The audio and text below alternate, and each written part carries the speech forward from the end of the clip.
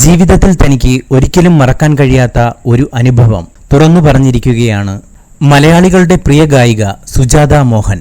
ഭർത്താവ് മോഹൻ ചെന്നൈ അപ്പോളോ ആശുപത്രിയിൽ ജോലി ചെയ്യുന്ന സമയം സുജാതയും അമ്മയും കൂടി ചെന്നൈയിലെത്തി. ചെന്നൈ താമസത്തിനിടയിൽ സുജാത ഗർഭിണിയായി. എന്നാൽ അത് അബോർഷനായി. ആ സങ്കടകാലം പിന്നിട്ട് വീണ്ടും ഒരിക്കൽ കൂടി ഗർഭിണിയായെങ്കിലും അതും അബോർഷനായി.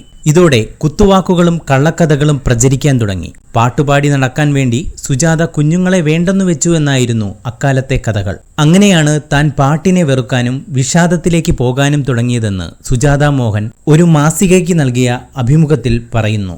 പക്ഷേ ദാസേട്ടൻ വിളിച്ചാൽ അദ്ദേഹത്തിന്റെ ട്രൂപ്പിനൊപ്പം ഗാനമേളയ്ക്ക് പോകാതിരിക്കാൻ പറ്റില്ല. ആ സമയത്താണ് സിലിഗുരിയിൽ ഒരു ഷോ വന്നത്. പോകുന്നതിനു മുമ്പ് ഡോക്ടറെ കണ്ടു. സാമ്പിൾ പരിശോധിക്കാൻ നൽകിയിട്ടാണ് പോയത്. ഫ്ലൈറ്റ് മിസ്സായതിനാൽ സിലിഗുരിയിലേക്കുള്ള 10 മണിക്കൂർ യാത്ര ബസ്സിലായിരുന്നു. പക്ഷേ പകുതി ദൂരം പിന്നിട്ട് വീട്ടിലേക്ക് വിളിച്ചപ്പോഴാണ് കാര്യമറിഞ്ഞത്. പരിശോധനാ ഫലം പോസിറ്റീവാണ്. ഞാൻ വീണ്ടും ഗർഭിണിയാണ്. ഇതു കേട്ടപാടെ ദാസേട്ടൻ ബസ് നിർത്തിച്ചു. സംഗീത ഉപകരണങ്ങൾ കൊണ്ടുവന്ന പെട്ടികളിലെ സ്പോഞ്ചുകൾ വാരിയെടുത്ത് അവ സീറ്റിനു മുകളിൽ വാരിയിട്ട് അതിൽ കിടത്തിയാണ് പിന്നെ എന്നെ കൊണ്ടുപോയത്. പ്രോഗ്രാം കഴിഞ്ഞ് തിരിച്ച് ചെന്നൈയിലെത്തിയെങ്കിലും ദാസേട്ടൻ എന്നെ അദ്ദേഹത്തിന്റെ വീട്ടിൽ നിന്ന് വിട്ടില്ല. അദ്ദേഹത്തിന്റെ മക്കൾക്കുള്ള മുറി എനിക്കായി മാറ്റി. പിന്നീട് 3 മാസത്തോളം അവിടെയാണ് കഴിഞ്ഞത്.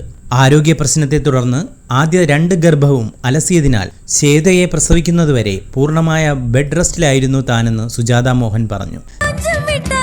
ഈ വാർത്ത ഇഷ്ടമായാൽ സബ്സ്ക്രൈബ് ചെയ്യൂ ബബിൾകം മീഡിയ.